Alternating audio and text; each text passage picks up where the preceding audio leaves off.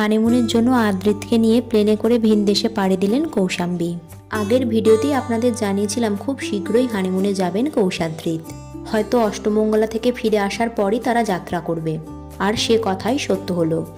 সম্প্রতি অভিনেত্রী কৌশাম্বী চক্রবর্তী তার সোশ্যাল মিডিয়া অ্যাকাউন্টে একটি স্টোরি শেয়ার করেছেন তার দর্শকদের সাথে, যেখানে দেখা যাচ্ছে প্লেনের বাইরের দৃশ্য।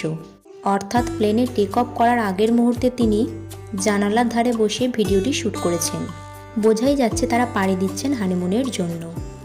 অভিনেত্রী এই ভিডিওটির মাধ্যমে কেবল দর্শকদের জানাতে চেয়েছেন তারা কলকাতা ছেড়ে যাত্রা শুরু করলেন। তাই ভিডিওটিতে তিনি তার দর্শকদের টাটাও করেছেন।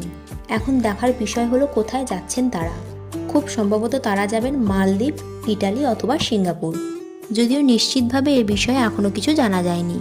তবে যেহেতু কৌশাম্বী সমুদ্র পছন্দ করেন, তাই বউকে খুশি করার জন্য আদ্রিত হয়তো তাকে মালদ্বীপ অথবা ইটালিতেই নিয়ে যাবেন।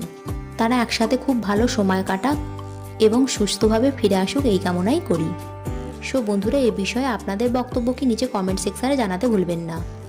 ভিডিওটি ভালো লেগে থাকলে লাইক এবং শেয়ার করবেন, আর এই ধরনের নতুন আপডেট পাওয়ার জন্য চ্যানেলটিকে সাবস্ক্রাইব করতে ভুলবেন না।